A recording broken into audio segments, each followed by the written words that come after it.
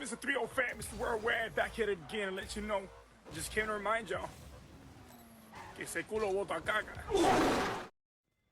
I should probably start this off by mentioning that there are certain folk and people that can be assisted by raw therapy. And if you're one of those people, I'm glad. It's good that you were able to find what works you out of the mental torment that you were going through. I don't think anyone should be stuck in their own head for too long. It's way too easy to get upset by little things these days. We get set off really, really easily. But there's also a group who think that therapy is not for them. And if it's not for them, they feel maybe aimless and like there's nowhere to turn. I'm here to add to that perspective and maybe to those that have gone through therapy for the future to consider other avenues of mending the pain. Because starting therapy is it's just something that should be taken cautiously. The dynamic never felt right to me. I didn't appreciate the lack of effort on their end, which I was continuously met with. I was always met with resistance by surrounding acquaintances and peers talking about, oh, sometimes it takes time to find the right therapist. It's like dating, you got to find the right one.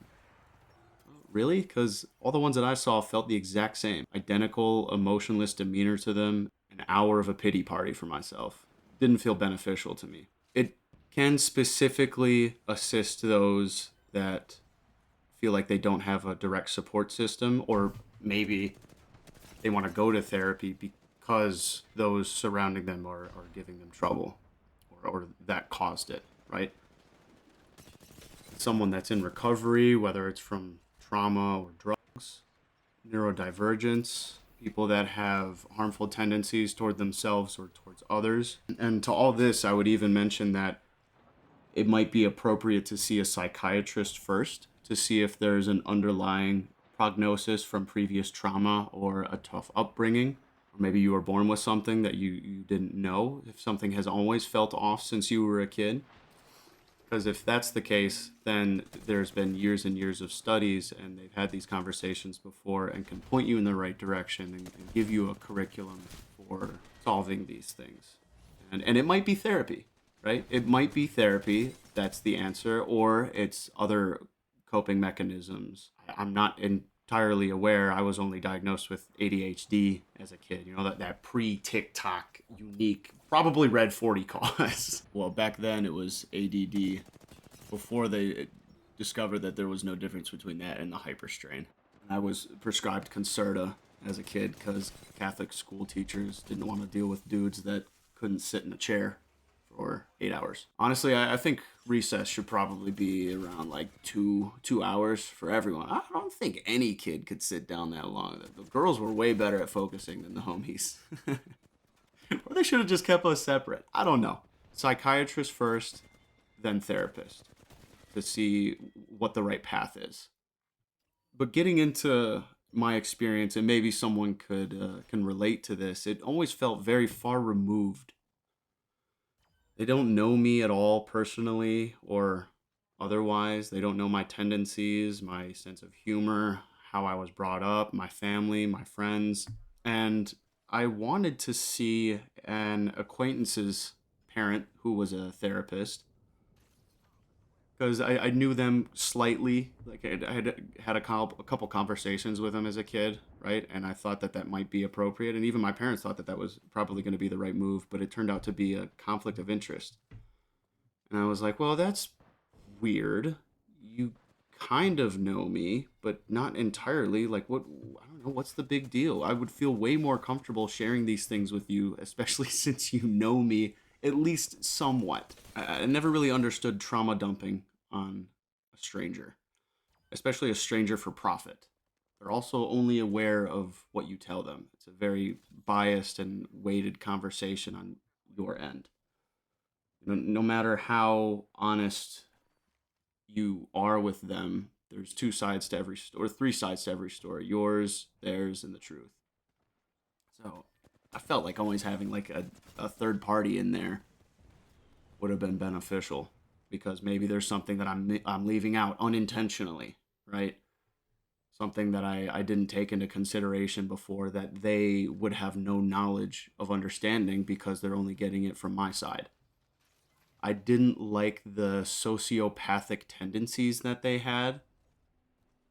Like, for example, if I were to become a therapist, I wouldn't last a year. I would hardly last a day. I would probably get my license revoked ASAP Ferguson.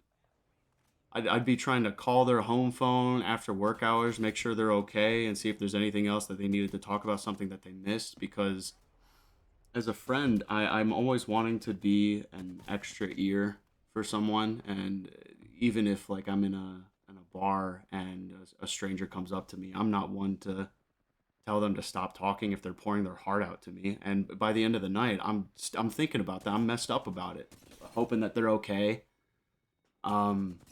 But you know, I still got to protect my peace to a certain extent. I'm not gonna give them my phone number and continue to try to therapize them, especially when I'm not trained to do it. But what I'm trying to say is that I always sensed that it was very hard to be emotionless about it, and that was always the perspective that I was getting. That was always how it felt to me. It felt like they didn't care, and why would they?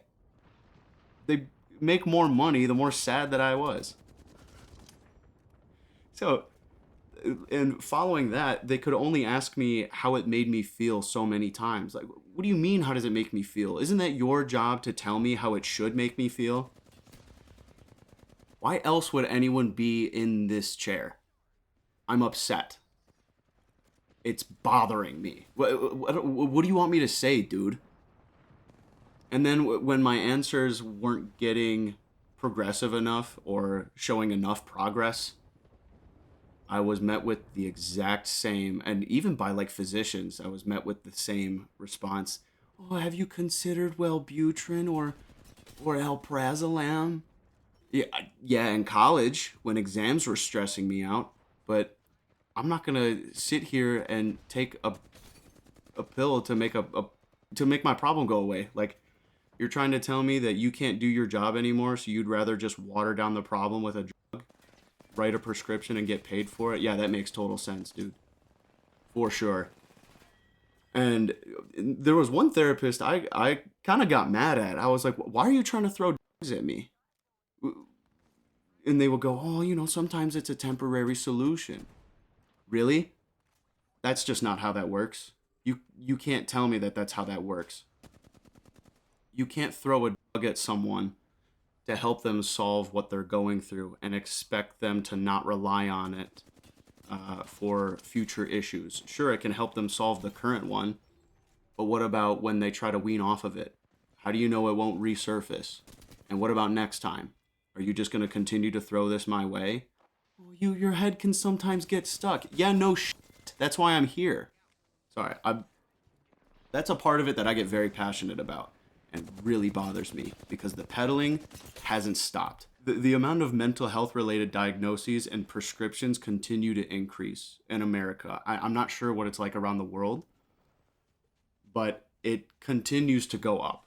And I don't think it's going to get, I don't know, maybe it gets worse before it gets better, but I just don't like the look of that, and I didn't want to alter my brain chemistry in risk of relying on it for the future. That sounded very dangerous. So that's where the dynamic always felt very off. So disingenuous and like they didn't care. And maybe they do and they were just trying to do their job, but it got to a point where it felt like like I reached their capacity because I was so freaked up, bro. I didn't even think what I was going through was that hard to deal with for them. I don't know. Alternatives. Something that would assist me and has assisted friends is picking up literature specifically relating to your current situation. Trying to learn more about it. Look inward. Try to therapize yourself a little bit. Develop coping methods tailored to your struggles. Everyone is different and unique, so why would a one-size-fits-none shrink be the answer? Just consider that. And there's something to be said about doing the things that you love, getting out and doing something, even if it feels agonizing, you'd rather just sit there with your thoughts. You know, the thing is, you can only do that so much. You can't work yourself out of a mental slump. You have to get out and exercise your body. They're all connected. And it's that similar thing. And I don't know if someone was just as stubborn as I was when I was a kid, but when when a teacher told me, skip that question and come back to it, that was probably actually one of the more beneficial pieces of advice that I was given on test taking. Because one, you'll either find a question that'll answer it for you, or you just give your brain a little bit of time to breathe and work on it in the background. There's been many times where, even when you're not actively thinking about it, you can be doing something with your friends and kind of get into a slump again. But the more that you try to spend not thinking about it, you'd be surprised what comes to your head naturally. You know, you might be shooting baskets or skateboarding, playing some video games, and in the middle of it, just get a eureka moment. And something comes to your head out of thin air that changes your thought process on what you were going through. And it's like, wow, how did that happen? Because your brain is still working. You're just not stressed. I don't know what lobe, probably your frontal lobe is the one that's like doing the active thinking. And some other piece is working on it when you're not like actively worrying about it. It's still working things out in the background. Your brain is a problem-solving machine. Use the other pieces of your brain that you got. Continue to do what brings you joy. That'll give your brain some healing power. It'll give you some time to breathe. It'll give your neurons some time to breathe. And before you know it, some wires are going to start connecting and you'll find a different way to approach it. You'll gain a new perspective out of nowhere. It's pretty amazing. Take care of yourself. Enjoy the summer. Well, I guess it's not summer yet. But get outside while the sun is starting to peek out, teasing itself a little bit. We'll talk soon, all right? Peace.